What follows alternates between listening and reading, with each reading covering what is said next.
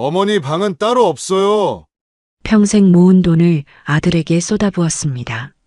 새 아파트도 제 돈으로 함께 마련했죠.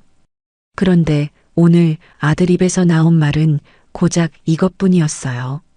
내 방에 없다고?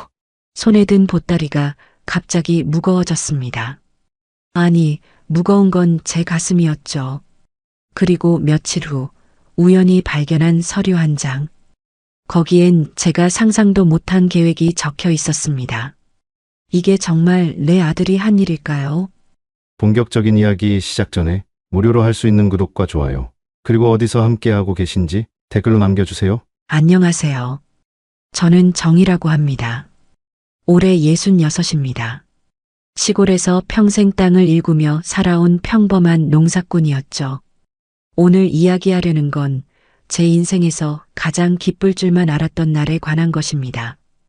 그런데 그날은 제게 기쁨이 아니라 깊은 상처로 남았습니다. 오늘 아침 저는 아들 도윤이가 마련한 강남 아파트에 도착했습니다.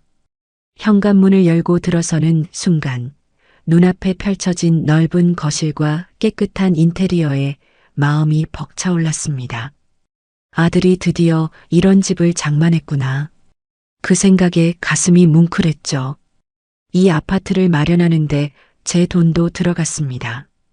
적은 금액이 아니었어요. 평생 흙일 마다하지 않고 모은 돈이었거든요. 새벽같이 일어나 밭에 나가고 허리 아픈 것도 참으며 농사 지은 세월의 결실이었습니다.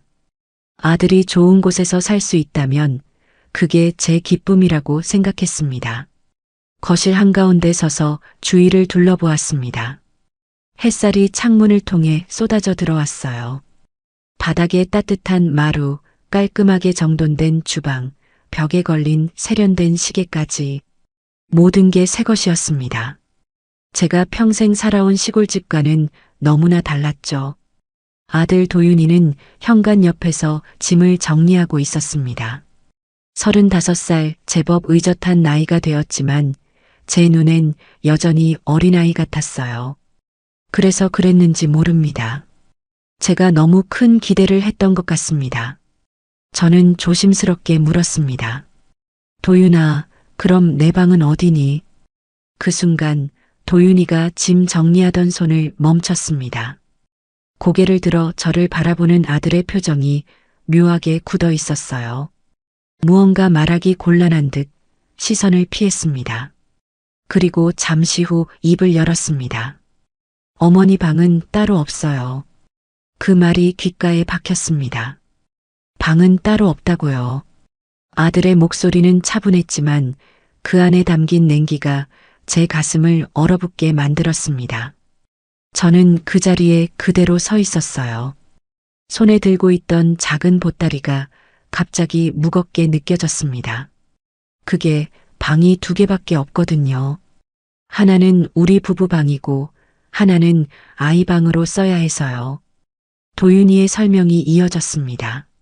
하지만 그 말들이 귀에 제대로 들어오지 않았어요. 머릿속이 하얘졌습니다.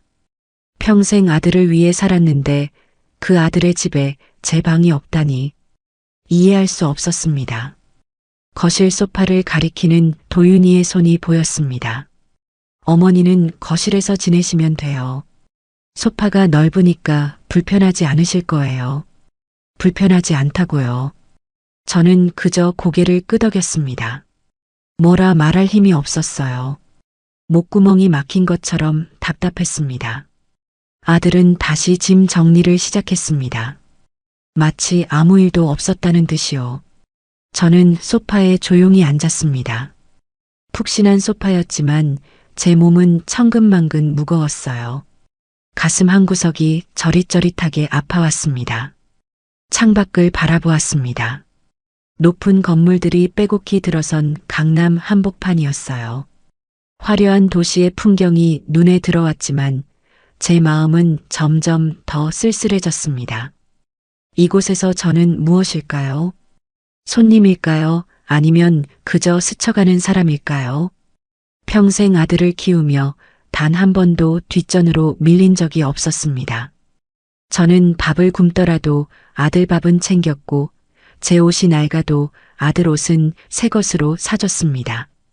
대학 등록금을 마련하려고 밤늦게까지 일했던 날들이 떠올랐어요. 손에 땀띠가 박히도록 일했던 그 시간들이 주마등처럼 스쳐 지나갔습니다. 그런데 오늘 아들의 새 집에 제 방은 없었습니다. 소파에 앉아 있는 제 모습이 초라하게 느껴졌습니다. 이 넓은 거실 한가운데서 저는 마치 뿌리 뽑힌 나무 같았어요. 어디에도 속하지 못한 채 그저 서 있을 뿐이었습니다. 도윤이는 안방으로 들어갔습니다. 며느리가 곧 퇴근한다며 저녁 준비를 해야 한다고 했어요. 저는 혼자 거실에 남았습니다. 텅 빈 공간 속에서 제 존재가 점점 작아지는 것만 같았습니다. 이게 제가 꿈꿔온 새 삶의 시작이었을까요? 아니었습니다. 이건 끝의 시작처럼 느껴졌어요. 평생 쌓아온 정이 한순간에 무너지는 것 같았습니다. 가슴속 깊은 곳에서 무언가가 와르르 허물어지는 소리가 들렸습니다.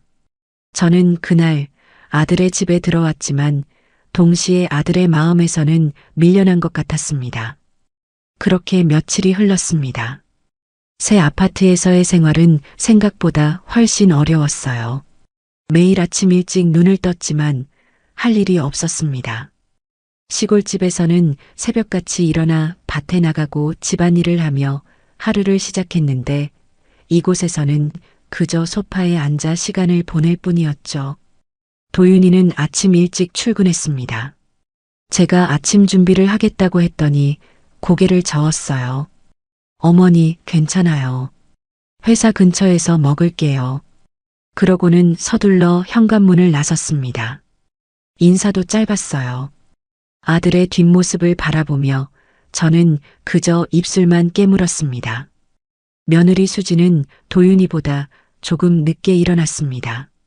세련된 정장 차림으로 부엌에 들어선 며느리는 간단히 커피만 내려 마셨어요. 저와 눈이 마주쳤지만 며느리는 어색하게 미소만 지었습니다. 말은 없었죠. 아침 차려줄까? 제가 조심스럽게 말을 건넸습니다. 그런데 수진이의 표정이 미묘하게 굳어졌어요. 괜찮습니다, 어머님. 저는 아침 안 먹거든요. 며느리의 목소리는 공손했지만 어딘가 거리를 두는 느낌이었습니다. 그리고 커피를 들고 안방으로 들어가 버렸어요. 저는 텅 빈 부엌에 혼자 남았습니다. 점심때가 되었습니다. 냉장고를 열어보니 식재료들이 가득했어요. 아들이 좋아하는 된장찌개를 끓여주고 싶었습니다. 시골에서 직접 담근 된장도 가져왔거든요. 저는 조심스럽게 냄비를 꺼내 준비를 시작했습니다. 그런데 며느리가 퇴근 후 돌아와 부엌을 보더니 당황한 표정을 지었어요. 어머님, 뭐 하세요? 아, 도윤이 좋아하는 된장찌개 좀 끓이려고. 며느리는 잠시 말이 없었습니다. 그러더니 조심스럽게 입을 열었어요. 어머님, 죄송하지만 대표님 식단은 제가 따로 관리하고 있어요. 건강검진 결과 나트륨 수치가 높아서 저염식으로 관리 중이거든요. 그 말에 저는 손에 든 국자를 내려놓았습니다. 아들의 건강을 제가 몰랐다니요. 그 사실이 더 가슴 아팠습니다. 그랬구나. 미안해요. 몰랐네. 괜찮습니다. 다음부턴 제가 준비할게요. 며느리는 정중했지만 단호했습니다. 저는 부엌에서 물러났어요. 제가 평생 아들을 위해 음식을 만들어 왔는데 이제는 그마저도 허락되지 않는 것 같았습니다. 저녁 시간이 되었습니다. 도윤이는 늦게 들어왔어요. 밤 9시가 넘은 시각이었습니다. 현관문이 열리는 소리에 저는 반갑게 일어섰습니다. 도윤아, 저녁은 먹었니? 네, 회사에서 먹었어요. 아들은 짧게 대답하고는 곧장 안방으로 들어갔습니다. 며느리도 뒤따라 들어갔고요. 방문이 닫히는 소리가 들렸습니다. 저는 다시 소파에 앉았어요.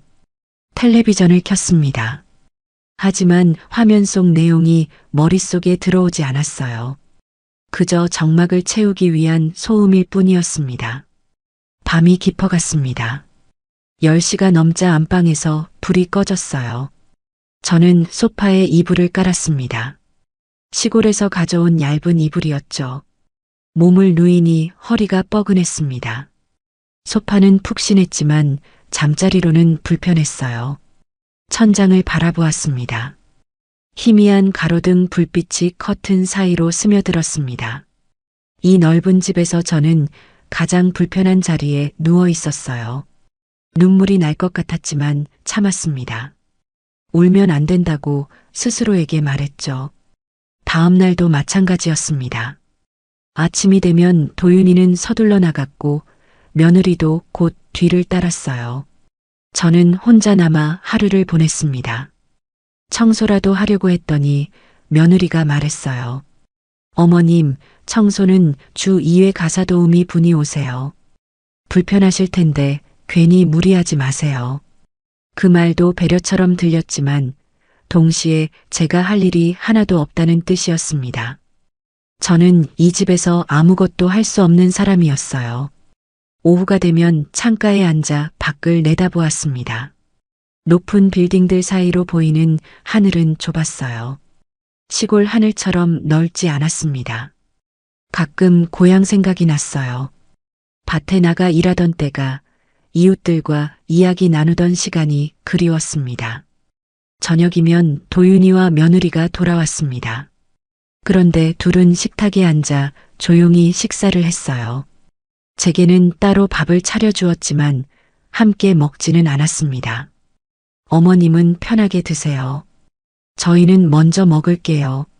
며느리의 말이었습니다. 저는 혼자 식탁 한쪽에 앉아 밥을 먹었어요. 얼마 떨어지지 않은 곳에서 아들 내외가 대화를 나누는 소리가 들렸습니다. 하지만 그 대화에 저는 끼어들 수 없었죠. 밥맛이 없었습니다. 음식이 목구멍으로 넘어가지 않았어요. 억지로 몇 숟가락 떠먹고는 그릇을 내려놓았습니다. 설거지를 하려고 일어났더니 며느리가 말했어요. 제가 할게요, 어머님. 괜찮아. 내가 할 수 있어. 아니에요. 제가 하는 게 편해요. 며느리는 제 손에서 그릇을 가져갔습니다. 저는 할 말을 잃었어요. 설거지조차 제 손으로 할 수 없는 이 상황이 답답했습니다. 밤마다 저는 소파에 누워 천장을 바라보았습니다. 불 꺼진 거실은 고요했어요. 안방에서는 아무 소리도 들리지 않았습니다. 저는 이 집의 일부가 아니었어요. 그저 스쳐가는 손님처럼, 임시로 머무는 사람처럼 느껴졌습니다. 며칠이 이렇게 흘렀습니다. 도윤이는 점점 더 말이 없어졌어요. 출근할 때도 퇴근해서도 인사만 짧게 했습니다. 제가 말을 걸면 네 또는 알겠어요 라고만 대답했죠. 더 이상 대화가 이어지지 않았습니다. 며느리도 마찬가지였습니다. 며느리는 저를 대하는 태도가 공손했지만 동시에 냉정했어요. 필요한 말만 했고 그 이상은 하지 않았습니다. 며느리가 아니라 업무를 처리하는 비서 같았어요. 어느 날 저녁 저는 용기를 내어 도윤이에게 물었습니다. 도윤아, 내가 여기 있는 게 불편하니? 도윤이는 잠시 멈칫했습니다. 그리고 고개를 저었어요. 아니에요, 어머니. 왜요? 하지만 그 대답은 진심처럼 들리지 않았습니다. 도윤이는 곧 방으로 들어가 버렸어요. 저는 그 뒷모습을 보며 마음이 무너졌습니다. 이 집에서 저는 점점 투명 인간이 되어가고 있었습니다. 아무도 제게 관심을 두지 않았어요. 제가 뭘 하든 어디 있든 상관없다는 듯 했습니다. 평생 아들을 위해 살아온 저에게 이보다 더한 외로움은 없었습니다. 그날 밤도 저는 소파에 누워 잠을 청했습니다. 하지만 잠이 오지 않았어요. 가슴속 깊은 곳에서 무언가가 서서히 무너져 내리는 걸 느꼈습니다. 제가 여기서 버틸 수 있을까요? 아니, 버텨야 할 이유가 있을까요? 그런 생각들이 머릿속을 맴돌았습니다. 일주일째 되던 날이었습니다. 그날도 저는 거실에서 하루를 보내고 있었어요. 도윤이와 며느리는 출근했고 집은 고요했습니다. 텔레비전을 켰다가 껐다가를 반복하며 시간을 보냈죠. 점심때가 되어 부엌으로 갔습니다. 간단히 라면이라도 끓여 먹으려고요. 냄비에 물을 올리고 식탁 위를 정리하는데 서류 몇 장이 놓여 있었어요. 아마 도윤이가 출근하며 두고 간 것 같았습니다. 무심코 그 서류를 집어들었습니다. 그냥 치우려던 참이었어요. 그런데 제목이 눈에 들어왔습니다. 장기 모친 부양 플랜이라고 적혀 있었죠. 손이 멈췄습니다. 모친이라니 그건 저를 말하는 거였어요. 가슴이 덜컥 내려앉는 느낌이 들었습니다. 저도 모르게 서류를 펼쳐보았어요. 첫 페이지에는 일정표가 있었습니다. 세밀하게 작성된 표였어요. 1단계 적응 기간 2주, 2단계 시설 방문 및 상담 1개월, 3단계 입소 준비 2주, 4단계 정식 입소라고 적혀 있었습니다.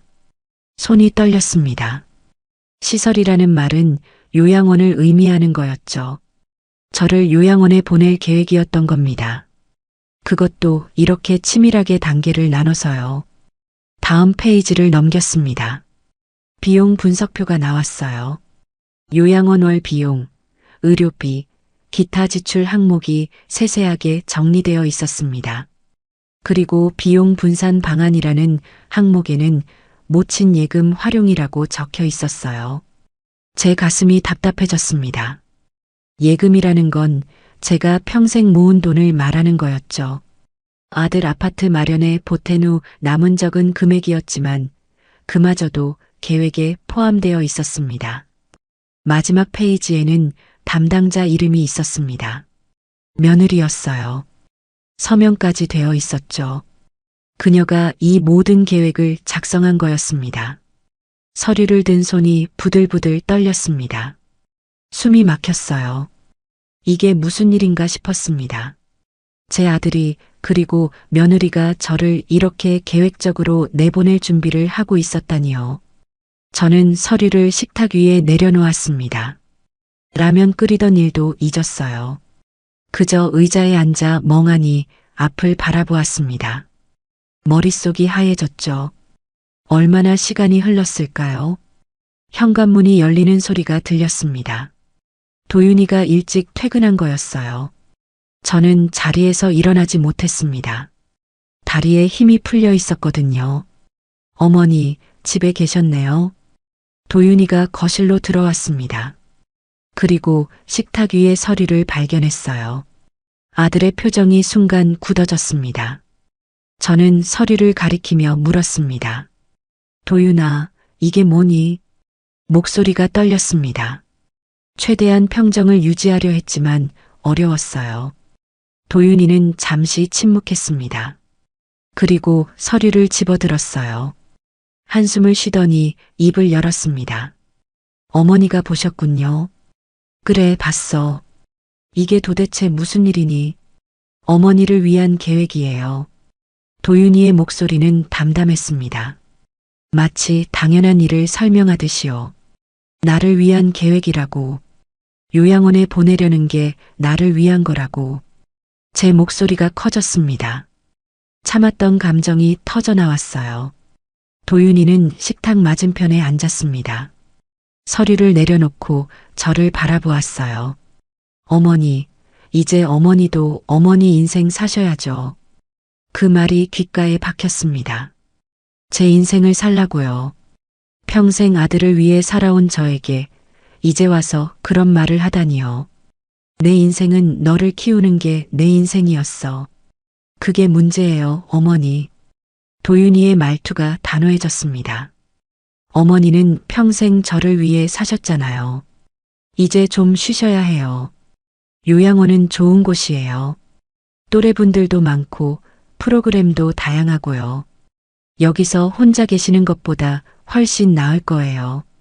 저는 믿을 수 없다는 표정으로 아들을 바라보았습니다. 혼자 있는 게 싫어서가 아니야. 너희와 함께 있고 싶었던 거지. 어머니, 저희도 저희 생활이 있어요. 수진이도 일이 많고 저도 회사 일로 바쁘고요. 어머니를 제대로 모실 수가 없어요. 도윤이는 변명처럼 말했습니다. 하지만 그 말 속에 진심은 없어 보였어요. 그럼 차라리 처음부터 오지 말라고 하지. 왜 여기 오라고 한 거니? 처음엔 함께 살 수 있을 줄 알았어요. 근데 막상 살아보니까 어렵더라고요. 도윤이의 대답은 냉정했습니다. 저는 가슴이 찢어지는 것 같았어요. 그때 현관문이 다시 열렸습니다. 며느리가 퇴근한 거였죠. 며느리는 거실로 들어서더니 상황을 파악한 듯 눈빛이 변했어요. 대표님, 무슨 일이세요? 며느리가 도윤이 옆으로 다가갔습니다. 그녀의 태도는 여전히 차분했어요. 저는 며느리를 바라보았습니다. 수진아, 네가 계획을 세운 거니? 며느리는 고개를 끄덕였습니다. 네, 어머님. 제가 담당했습니다. 내가 뭘 잘못했니? 잘못하신 건 없어요, 어머님. 다만 이게 모두를 위한 최선이라고 판단했습니다. 며느리의 말투는 공손했지만 그 안에는 냉기가 서려 있었어요. 마치 업무를 처리하듯 저를 대하는 것 같았습니다. 최선이라고. 나를 내보내는 게 최선이라고. 어머님께서 더 나은 환경에서 지내실 수 있어요. 요양원은 시설도 좋고 프로그램도 다양합니다. 여기서 불편하게 지내시는 것보다 나을 거예요. 며느리는 논리적으로 설명했습니다. 하지만 그 논리 속에 제 감정은 없었어요. 저는 도윤이를 다시 바라보았습니다. 도윤아, 정말 이게 내 뜻이니? 도윤이는 고개를 끄덕였습니다. 네, 어머니. 이게 좋을 것 같아요. 그 순간 저는 무너졌습니다. 평생 믿었던 아들이 저를 이렇게 쉽게 포기하다니요. 제 존재가 처리 대상으로 전락한 거였습니다. 저는 자리에서 일어났습니다. 더 이상 이곳에 있을 수가 없었어요. 알겠어. 내가 나갈게. 어머니, 어디 가시게요? 나도 나대로 살아볼게. 너희 눈치 보며 사는 것보다 나을 것 같구나. 저는 소파로 가서 짐을 챙기기 시작했습니다. 가져온 옷가지와 이불을 보따리에 담았어요. 손이 떨렸지만 멈추지 않았습니다. 도윤이와 며느리는 저를 말리지 않았습니다. 그저 지켜볼 뿐이었어요.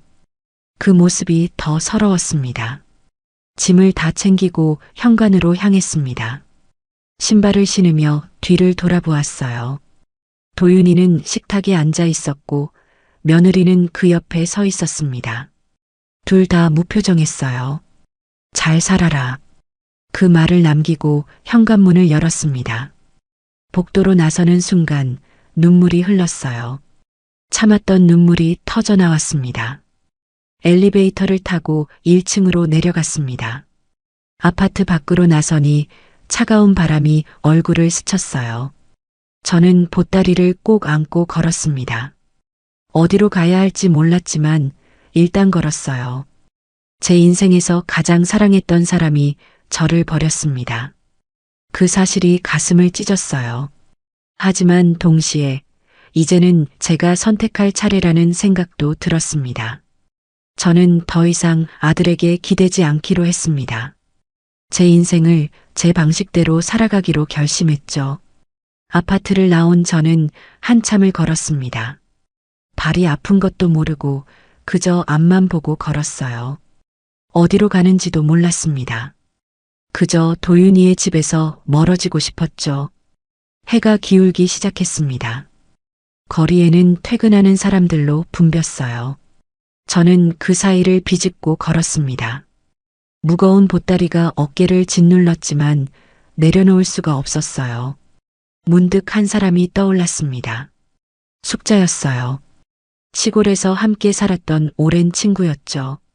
제 또래였고 남편을 일찍 여의고 혼자 살고 있었습니다. 몇 년 전 서울로 올라와 작은 집에 산다고 들었어요. 저는 휴대폰을 꺼내 숙자에게 전화를 걸었습니다. 신호음이 몇 번 울렸어요.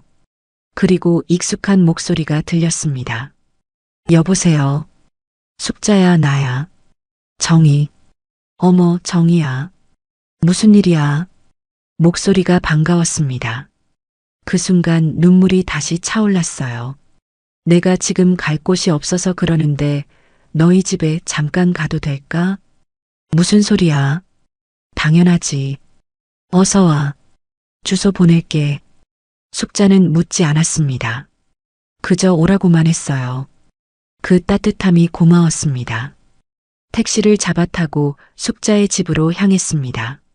서울 외곽의 작은 빌라였어요. 도착해서 문을 두드리니 숙자가 반갑게 맞아주었습니다. 어서 와, 정희야. 숙자는 저를 안았습니다. 그 품이 너무나 따뜻했어요. 참았던 눈물이 터져 나왔습니다. 저는 숙자의 어깨에 얼굴을 묻고 소리내어 울었어요. 왜 그래, 정희야? 무슨 일 있어? 숙자는 제 등을 토닥이며 위로해 주었습니다. 말없이 안아주는 그 손길이 제게는 큰 힘이 되었죠. 한참을 울고 나니 마음이 조금 진정되었습니다. 숙자는 저를 안방으로 안내했어요. 작지만 아늑한 방이었습니다. 일단 씻고 나와. 따뜻한 국이라도 끓여줄게. 숙자는 수건을 건네며 말했습니다. 저는 고개를 끄덕이고 욕실로 들어갔어요. 거울에 비친 제 모습은 초라했습니다. 눈이 퉁퉁 부어 있었고 얼굴은 헬쑥했어요. 샤워를 하고 나오니 식탁에 된장찌개와 밥이 차려져 있었습니다. 구수한 냄새가 코끝을 스쳤어요. 숙자가 의자를 권했습니다. 앉아서 먹어. 아무것도 안 먹었지. 응, 고마워. 저는 숟가락을 들었습니다. 첫 숟가락을 뜨는데 눈물이 또 났어요. 이 맛이었습니다. 시골에서 먹던 그 따뜻한 맛이었죠. 맛있다, 숙자야. 많이 먹어. 살도 빠진 것 같은데. 숙자는 저를 바라보며 안타까운 표정을 지었습니다. 저는 밥을 먹으며 조금씩 마음이 풀렸어요. 식사를 마치고 저는 숙자에게 모든 이야기를 털어놓았습니다. 아들의 새 집에 방이 없었던 일, 며느리의 차가운 태도, 그리고 요양원 계획서를 발견한 일까지요. 말하는 동안 가슴이 또 먹먹해졌습니다. 숙자는 말없이 들어주었습니다. 그리고 한숨을 쉬었어요. 정희야, 그렇게 살면 안 돼. 뭐가? 언제까지 아들 뒤만 따라다닐 거야. 너도 너 삶 살아야지. 숙자의 말이 가슴에 꽂혔습니다. 서운했어요. 제 친구마저 그런 말을 하다니요. 숙자야, 아들이 내 전부였는데 그 애 아니면 내가 뭘 하며 살아. 그게 잘못된 거야, 정희야. 아들은 아들 인생이 있어. 너도 내 인생이 있고 평생 아들만 바라보고 살 순 없어. 숙자의 목소리는 단호했습니다. 하지만 그 안에 따뜻함이 있었어요. 근데 나한테 뭐가 있어? 아들 빼곤 아무것도 없는데. 그렇게 생각하니까 문제지. 정희야, 너 아직 젊어. 66이면 한참 더 살 나이야. 이제부터라도 내 인생 살아봐. 저는 고개를 저었습니다. 이해할 수 없었어요. 내 인생을 산다는 게 뭔데? 내가 하고 싶은 거 하면서 사는 거지. 아들 눈치 보지 말고, 며느리 비위 맞추지 말고, 그냥 내가 편한 대로 살아보라고. 숙자는 제 손을 잡았습니다. 그 손이 따뜻했어요. 나도 처음엔 혼자 사는 게 무서웠어. 남편 없이 어떻게 사나 싶었지. 근데 막상 살아보니까 괜찮더라. 아니, 오히려 좋았어. 내 마음대로 할 수 있으니까. 숙자의 얼굴에는 미소가 번졌습니다. 진심 어린 미소였어요. 넌 지금 뭐 하며 지내? 요가도 배우고 시니어 센터에서 봉사활동도 해. 친구들도 많이 사귀었어. 생각보다 할 일이 많더라고. 숙자는 자신의 생활을 이야기했습니다. 그 모습이 행복해 보였어요. 저는 부러웠습니다. 나도 그렇게 살 수 있을까? 당연하지. 정희야, 너 지금이라도 늦지 않았어. 아들한테서 벗어나. 그게 너한테도 아들한테도 좋은 거야. 숙자의 말이 천천히 마음속으로 스며들었습니다. 처음엔 받아들이기 힘들었지만 곰곰이 생각해보니 맞는 말 같았어요. 저는 평생 아들만 바라보고 살았습니다. 제 삶은 뒷전이었죠. 아들이 잘 되는 게 곧 제 행복이라고 믿었어요. 하지만 그 아들이 이제는 저를 원하지 않았습니다. 그렇다면 이제 어떻게 해야 할까요?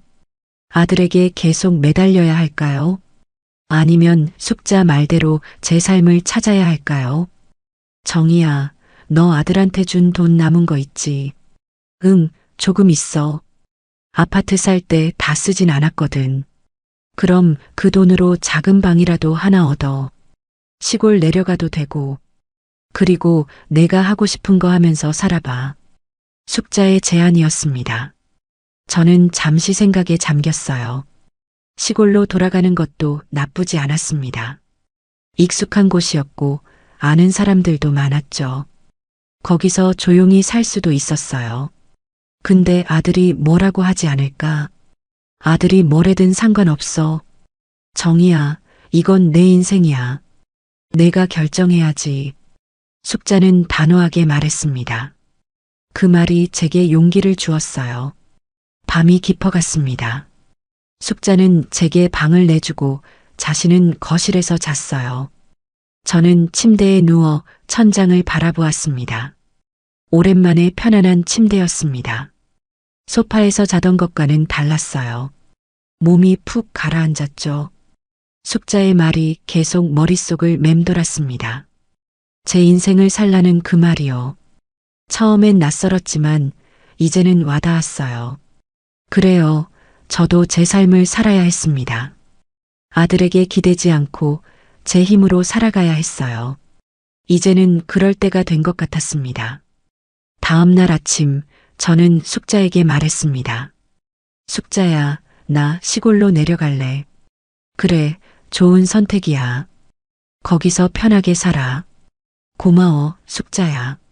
내가 없었으면 어쩔 뻔했어. 무슨 소리야? 친구 좋다는 게 이런 거지. 숙자는 제 손을 꼭 잡았습니다. 그 손길이 든든했어요. 저는 그날 숙자네 집을 나왔습니다. 시골로 가는 버스표를 끊었어요. 새로운 시작이었습니다. 두렵기도 했지만 동시에 설레기도 했죠. 버스를 타고 창밖을 바라보았습니다. 서울을 벗어나니 풍경이 달라졌어요. 높은 건물 대신 낮은 집들이 보였고 회색 도시 대신 초록빛 들판이 펼쳐졌습니다. 저는 처음으로 제 인생을 생각했습니다. 아들이 아닌 저 자신을 위한 삶이요. 그게 어떤 모습일지는 아직 몰랐어요. 하지만 한 가지는 확실했습니다. 이제는 제가 선택할 차례였습니다. 아들에게 의지하지 않고 제 발로 서서 살아가기로 결심했어요. 그게 저에게도 아들에게도 좋은 일이라고 믿었습니다. 버스는 시골로 향했습니다. 저는 창밖을 바라보며 미소를 지었어요. 오랜만에 짓는 진심 어린 미소였습니다. 새로운 시작이었습니다. 정희의 인생, 이제 막 시작되려 하고 있었죠. 시골로 내려온 지 며칠이 지났습니다. 오래전에 살던 집은 비어 있었어요. 먼지가 쌓여 있었지만 청소를 하고 나니 살만했습니다. 작은 마당에는 들풀이 자라 있었죠. 짐을 정리하던 어느 날 오후였습니다. 문을 두드리는 소리가 들렸어요. 누굴까 싶어 문을 열었는데 뜻밖에도 며느리가 서 있었습니다. 어머님, 며느리는 조용히 인사했습니다. 평소와 달리 캐주얼한 옷차림이었어요. 정장이 아니라 편한 니트와 청바지였죠. 저는 당황했습니다. 어떻게 여기까지 왔을까요? 들어와라. 저는 문을 열어주었습니다. 며느리는 신발을 벗고 조심스럽게 안으로 들어왔어요. 거실에 마주 앉았습니다. 어색한 침묵이 흘렀죠. 며느리가 먼저 입을 열었습니다. 어머님, 제가 드릴 말씀이 있어서 왔습니다. 그녀의 목소리는 평소보다 부드러웠습니다. 저는 그저 고개를 끄덕였어요. 사실 도윤 씨 회사가 이만큼 성장한 건 어머님 덕분이에요. 초기 자본도 사업 기반도 모두 어머님께서 마련해 주신 거잖아요. 그런데 도윤 씨는 그걸 당연하게 생각하시더라고요. 며느리의 말이 뜻밖이었습니다. 저는 눈을 크게 떴어요. 제가 처음 입사했을 때 알게 됐어요. 어머님이 얼마나 많은 걸 희생하셨는지. 근데 도윤 씨는 그걸 몰라요. 아니, 모르는 척 하시는 것 같아요. 며느리는 시선을 내리깔았습니다. 손을 꼭 쥔 채였어요. 저도 비슷한 경험이 있어서요. 부모님께 인정받지 못하고 자랐거든요. 제가 아무리 잘해도 부족하다는 말만 들었어요. 그래서 어머님 마음이 조금은 이해가 됐습니다. 며느리의 목소리가 떨렸습니다. 처음 보는 모습이었어요. 항상 냉정하고 차분했던 그녀가 지금은 연약해 보였죠. 요양원 계획서를 만든 건 저예요. 하지만 그게 어머님을 내쫓으려던 건 아니었어요. 오히려 어머님이 편하게 지내실 수 있는 곳을 찾아드리고 싶었던 거예요. 집에서 어머님이 얼마나 불편해 하시는지 봤거든요. 저는 말없이 들었습니다. 그녀의 말이 진심처럼 느껴졌어요. 물론 방법이 잘못됐어요. 어머님께 먼저 말씀드렸어야 했는데 그러지 못했어요. 죄송합니다. 며느리는 고개를 숙였습니다. 진심 어린 사과였어요. 저는 한숨을 쉬었습니다. 그녀를 미워할 수만은 없었어요. 수진이도 힘들었겠네. 네, 솔직히 힘들었어요. 중간에 끼어서 양쪽 눈치를 봐야 했으니까요. 하지만 그건 제 일이니까요. 며느리는 작게 미소 지었습니다. 쓸쓸한 미소였죠. 어머님, 이제부터는 본인 인생을 사세요. 아들이 아니라 어머님 자신을 위해서요. 그게 어머님께도 도윤 씨도 좋을 거예요. 그녀의 말은 위로이자 경고였습니다. 저는 고개를 끄덕였어요. 그럴게. 이제는 내 인생을 살아볼게. 며느리는 자리에서 일어났습니다. 떠날 준비를 하는 그녀를 보며 저는 한 가지를 물었습니다. 수진아, 너는 행복하니? 며느리는 잠시 멈췄습니다. 그리고 대답했어요. 글쎄요. 행복한지는 모르겠어요. 하지만 제 선택이니까 후회는 안 해요. 그 말이 묘하게 와닿았습니다. 저도 이제 제 선택을 해야 했어요. 후회 없는 선택이요. 며느리는 현관으로 향했습니다. 신발을 신으며 마지막 인사를 했어요. 어머님 건강하세요. 그리고 행복하세요. 며느리는 고개를 숙이고 문을 나섰습니다. 저는 그 뒷모습을 바라보았어요.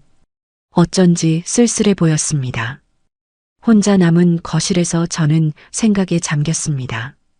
며느리의 말이 계속 맴돌았어요. 제 인생을 살라는 그 말이요. 맞았습니다. 이제는 저를 위해 살아야 했어요. 아들도 며느리도 아닌 오직 저 자신을 위해서요. 창밖을 바라보았습니다. 해가 저물고 있었어요. 붉은 노을이 하늘을 물들였죠. 아름다웠습니다. 저는 미소를 지었습니다. 오랜만에 마음이 편안했어요. 이제부터가 진짜 제 인생이라는 생각이 들었죠. 새로운 시작이었습니다. 정희의 두 번째 인생이 막 펼쳐지려 하고 있었어요. 며느리가 떠난 후 저는 본격적으로 새로운 삶을 준비했습니다. 시골집을 정리하고 다시 서울로 올라왔어요. 숙자가 당분간 자기 집에 머물라고 했거든요. 숙자의 집은 작았지만 따뜻했습니다. 아침마다 함께 식사를 하고 저녁이면 차를 마시며 이야기를 나눴어요. 오랜만에 느끼는 편안함이었죠. 일주일쯤 지났을 때 숙자가 제안을 했습니다. 정희야, 나랑 같이 도서관 봉사 안 할래? 도서관 봉사? 응, 동네 도서관에서 아이들한테 책 읽어주는 거야. 재미있어. 숙자는 벌써 몇 년째 그 일을 하고 있다고 했어요. 저는 고개를 끄덕였습니다. 좋아. 해볼게. 다음 날부터 저는 숙자를 따라 도서관에 갔습니다. 작은 동네 도서관이었어요. 아담하지만 책으로 가득했죠. 아이들이 우르르 몰려왔습니다. 저는 동화책을 펼쳐 읽어주기 시작했어요. 처음엔 떨렸지만 아이들의 반짝이는 눈을 보니 자신감이 생겼습니다. 할머니, 다음 이야기도 들려주세요. 한 아이가 조르듯 말했습니다. 저는 웃으며 고개를 끄덕였어요. 그래, 다음에 또 올게. 집으로 돌아오는 길 마음이 가벼웠습니다. 오랜만에 느끼는 뿌듯함이었어요. 누군가에게 필요한 사람이 된 것 같았죠. 그렇게 일주일, 한 달이 흘렀습니다. 도서관 봉사는 제 일상이 되었어요. 아이들은 저를 기다렸고 저도 아이들을 만나는 게 즐거웠습니다. 어느 날 도서관에서 한 여자를 만났습니다. 영숙이라는 분이었어요. 저와 비슷한 나이였죠. 그녀도 봉사활동을 하고 있었습니다. 정혜 씨, 우리 차라도 한잔 할까요? 영숙 씨가 제안했습니다. 저는 흔쾌히 응했어요. 근처 카페에 앉아 이야기를 나눴습니다. 영숙 씨도 혼자 사는 분이었어요. 남편과 사별하고 자식들은 각자 바쁘게 산다고 했죠. 그래도 이렇게 활동하니까 외롭지 않더라고요. 영숙 씨는 환하게 웃었습니다. 저는 그 미소가 부러웠어요. 저도 그래요. 요즘 마음이 많이 편해졌어요. 정혜 씨, 우리 같이 요가 수업도 들어요. 시니어 센터에서 무료로 해주거든요. 정말요? 그럼 한번 가볼까요? 영숙 씨를 통해 제 생활은 더욱 풍성해졌습니다. 요가 수업도 듣고 시니어 센터에서 다른 분들도 만났어요. 또래 친구들이 생겼죠. 처음으로 저는 윤정이로 살고 있었습니다. 누구의 엄마도 누구의 며느리도 아닌 그냥 저 자신으로요. 어색했지만 동시에 자유로웠어요. 한 달 반쯤 지났을 때 휴대폰이 울렸습니다. 도윤이었어요. 오랜만에 보는 이름이었죠. 저는 잠시 망설였습니다. 받아야 할까요? 결국 전화를 받았습니다. 여보세요. 어머니, 저예요. 아들의 목소리가 들렸습니다. 예전 같으면 가슴이 뛰었을 텐데 이제는 그저 담담했어요. 응, 무슨 일이니? 어머니 어디 계세요? 연락이 안 돼서요. 시골에서 잘 지내고 있어. 시골요? 거기서 뭐 하시는데요? 도윤이의 목소리에 당황이 묻어났습니다. 저는 차분히 대답했어요. 친구도 만나고 봉사활동도 하고 그래. 괜찮아. 어머니, 그게 회사 일이 좀 어려워졌어요. 초기 투자자들이 문제를 제기해서요. 어머니가 투자하셨던 부분 관련해서요. 그 말에 저는 눈썹을 치켜 올렸습니다. 회사가 어려워졌다고요. 내가 투자한 건 넣어주려고 준 거야. 돌려받을 생각 없어? 아니, 그게 아니라요. 법적으로 어머니 지분이 있어서요. 어머니 동의가 필요한 일들이 있거든요. 도윤이는 다급하게 설명했습니다. 저는 조용히 들었어요. 그래. 그럼 서류 보내. 확인해 볼게. 어머니, 직접 오실 수 없어요. 이야기 좀 해야 할 것 같은데요. 지금은 안 돼. 나 바빠. 저는 단호하게 말했습니다. 예전 같으면 달려갔을 거예요. 하지만 이제는 아니었죠. 어머니, 도윤아, 나도 내 인생 살아야겠어. 내가 그러라고 했잖아. 그 말을 남기고 전화를 끊었습니다. 손이 떨렸지만 후회는 없었어요. 숙자가 옆에서 물었습니다. 아들이야. 응, 회사 일로 연락 왔대. 뭐라고 했어? 바쁘다고 했지. 숙자는 제 어깨를 토닥였습니다. 잘했어, 정희야. 이제 넌 내 시간이 소중한 거야. 그날 밤 저는 오랜만에 편히 잠들었습니다. 아들 걱정으로 잠 못 이루던 날들이 거짓말처럼 사라졌어요. 며칠 후 며느리에게서 문자가 왔습니다. 어머님, 법적 서류 검토 부탁드립니다. 어머님 서명 없이는 진행이 어렵습니다. 저는 답장을 보냈어요. 바쁘니 다음 주에 볼게요. 예전에 저라면 당장 달려갔을 겁니다. 하지만 이제는 달랐어요. 제 시간이 더 중요했죠. 도서관에서는 아이들이 저를 기다리고 있었습니다. 요가 수업에서는 친구들이 반겨주었어요. 저녁이면 숙자, 영숙 씨와 함께 산책을 했죠. 제 삶은 조용했지만 충만했습니다. 화려하지 않았지만 행복했어요. 누구에게 의지하지 않아도 저 혼자 웃을 수 있었습니다. 한 달이 더 지나고 도윤이 다시 연락을 했습니다. 이번엔 제가 시간을 냈어요. 카페에서 만나기로 했죠. 도윤이는 수척해져 있었습니다. 눈 밑에 다크서클이 짙었어요. 회사 일로 고생하는 게 보였죠. 어머니, 죄송해요. 도윤이가 먼저 입을 열었습니다. 저는 차를 마시며 들었어요. 제가 어머니한테 너무 심했어요. 그동안 어머니가 얼마나 많은 걸 해주셨는지 몰랐어요. 도윤이의 목소리는 떨렸습니다. 진심처럼 들렸어요. 저는 조용히 말했습니다. 도윤아, 이제 와서 미안하다고 하지 마. 너도 내 인생 살아야지. 나도 내 인생 살 거야. 어머니, 괜찮아. 나 지금 잘 살고 있어. 친구들도 생겼고 할 일도 많아. 너도 내 길 잘 가. 저는 미소를 지었습니다. 진심 어린 미소였어요. 도윤이는 아무 말도 하지 못했습니다.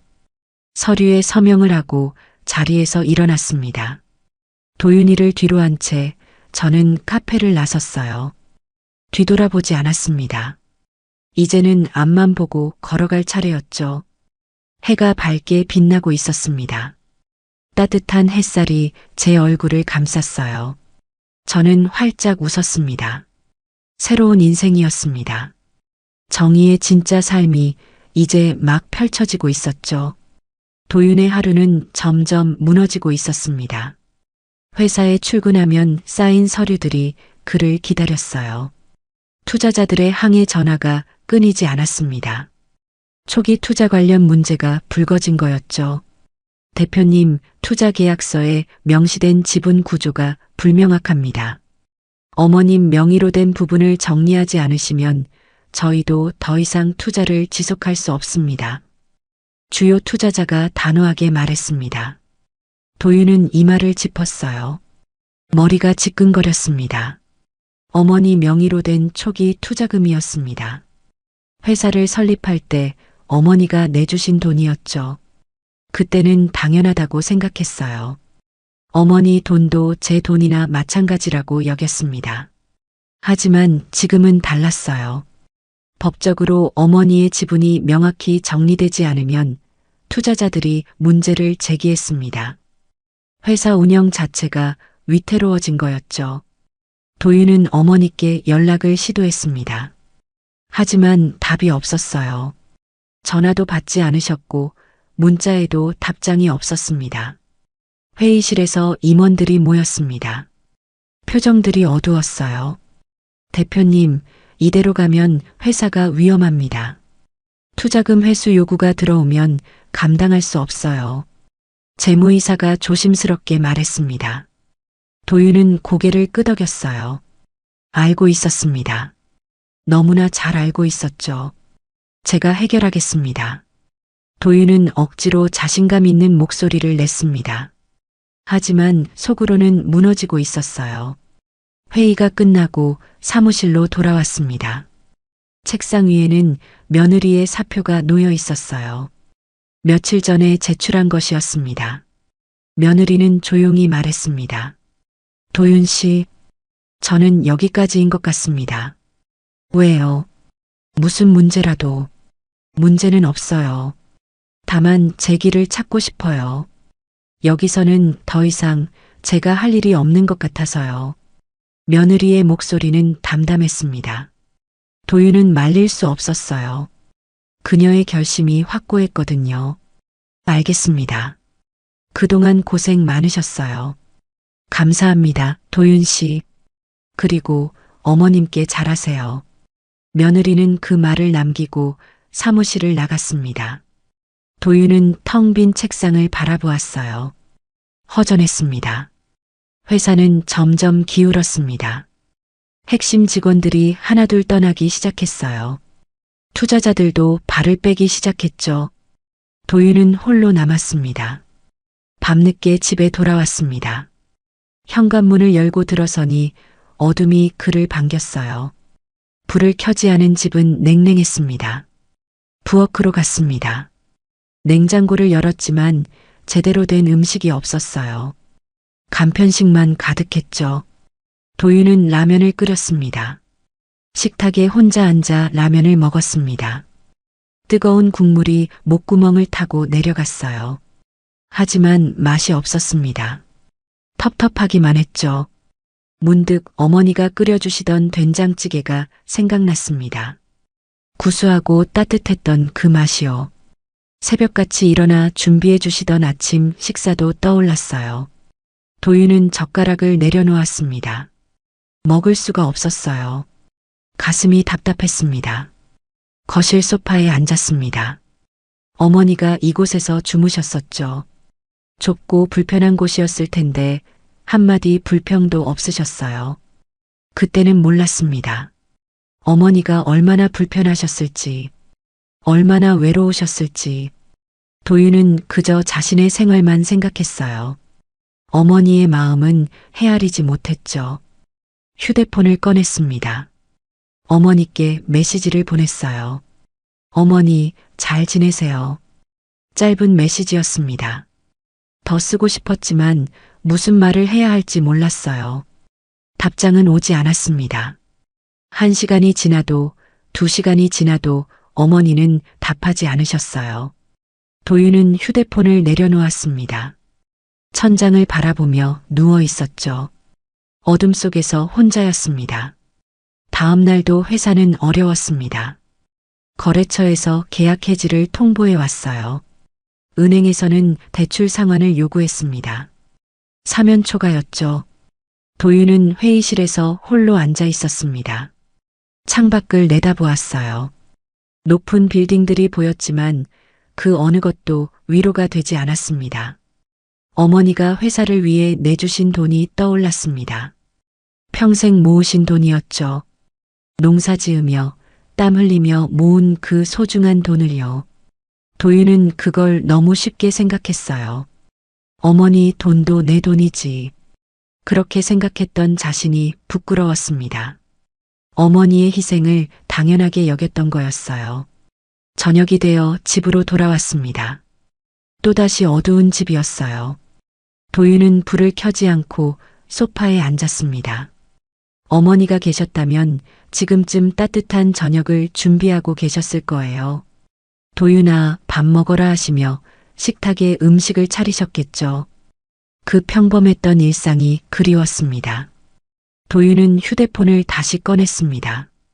어머니께 전화를 걸었어요. 신호음이 길게 울렸습니다.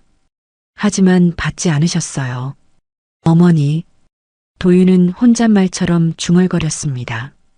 목소리가 떨렸어요. 며칠이 더 지났습니다.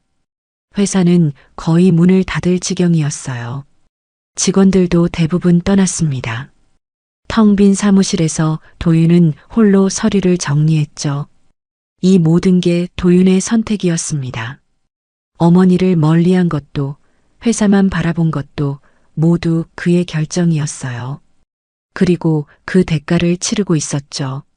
저녁에 집으로 돌아와 소파에 앉았습니다. 텔레비전을 켰지만 내용이 머릿속에 들어오지 않았어요. 그저 정막을 채우기 위한 소음일 뿐이었습니다. 문득 어머니가 이 소파에서 주무시던 모습이 떠올랐습니다. 낯선 곳에서 불편하게 주무셨을 텐데 한마디 불평도 없으셨죠. 도윤은 그때 어머니의 마음을 몰랐어요. 휴대폰을 다시 꺼냈습니다. 어머니께 메시지를 보냈어요. 어머니, 제가 잘못했어요. 미안해요. 이번엔 조금 더 긴 메시지였습니다. 하지만 여전히 답장은 오지 않았어요. 도윤은 휴대폰을 꼭 쥐었습니다. 가슴이 먹먹했어요. 너무 늦게 깨달았습니다. 어머니의 소중함을, 어머니의 사랑을요. 어머니는 평생 도윤만 바라보고 사셨습니다. 제 삶은 뒷전이었죠. 그런 어머니를 도윤은 외면했어요. 불편하다는 이유로, 귀찮다는 이유로요. 이제 어머니는 답하지 않으셨습니다. 그 침묵이 도윤에게는 더 큰 울림이었어요. 어머니도 이제 제 삶을 사시는 거겠죠. 아들이 아닌 당신 자신을 위해서요. 도윤은 그걸 막을 수 없었습니다. 막아서도 안 됐죠. 어머니에게도 당신만의 삶이 있었으니까요. 밤이 깊어갔습니다. 도윤은 소파에 그대로 앉아 있었어요. 어둠 속에서 혼자였습니다. 회사도 사람도 모두 떠났죠. 남은 건 후회뿐이었습니다. 돌이킬 수 없는 너무 늦은 후회였어요. 창밖을 바라보았습니다. 밤하늘에는 별이 없었어요. 도시의 불빛이 별을 가렸죠. 도윤은 그 어둠 속에서 조용히 눈을 감았습니다. 뒤늦게 깨달은 사랑은 늘 그렇듯 너무 늦은 법이었습니다. 계절이 바뀌었습니다. 여름이 지나고 가을이 왔어요. 단풍이 거리를 물들였죠. 저는 여전히 도서관에서 봉사활동을 하고 있었습니다. 아이들은 이제 저를 윤 선생님이라고 불렀어요. 누구의 엄마도 아닌 그냥 윤정이로서 불리는 이름이었습니다. 윤 선생님, 오늘은 무슨 책 읽어주실 거예요? 한 아이가 눈을 반짝이며 물었습니다.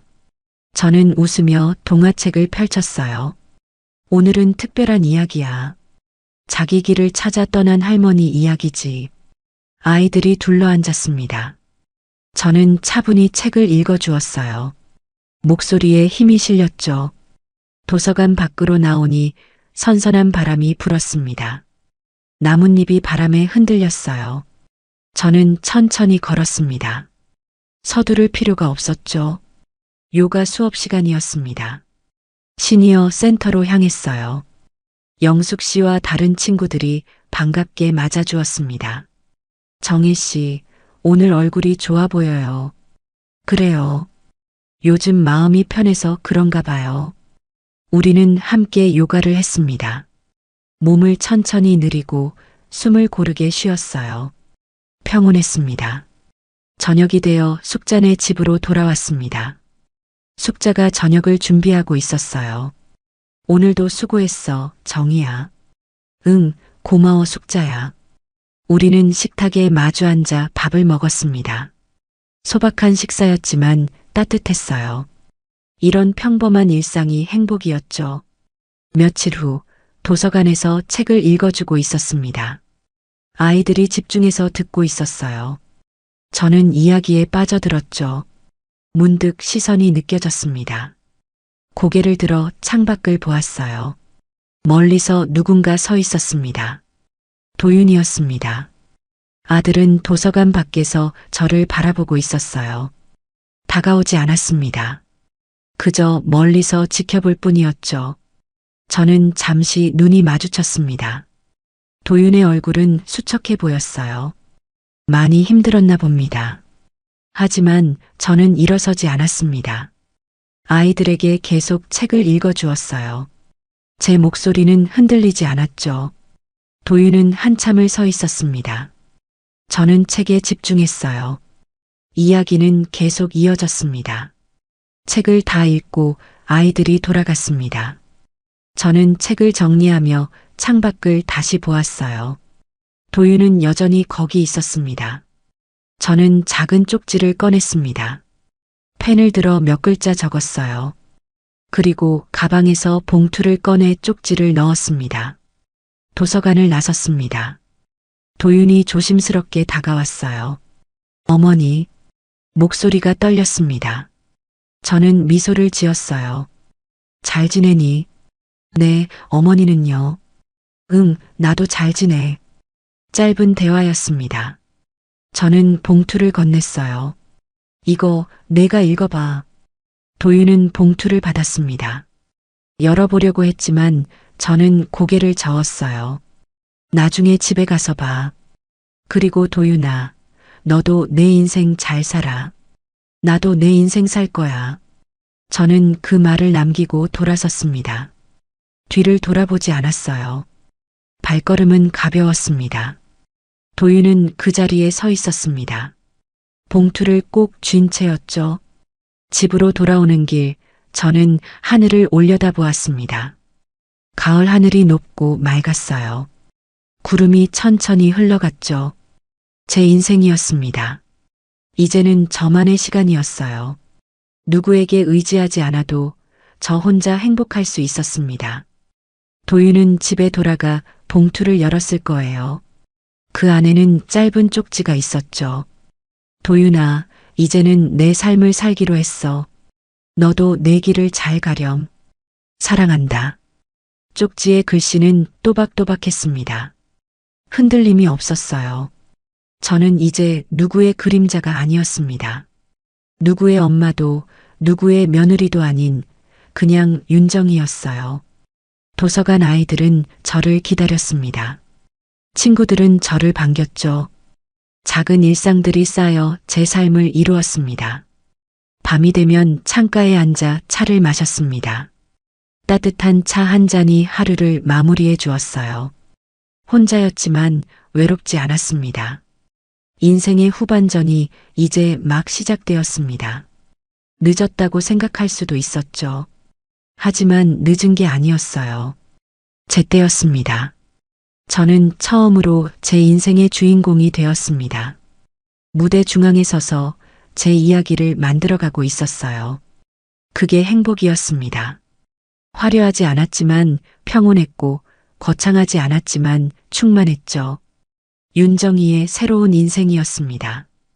그리고 그 인생은 이제 막 아름답게 펼쳐지고 있었습니다. 오늘 이야기 어떻게 들으셨나요?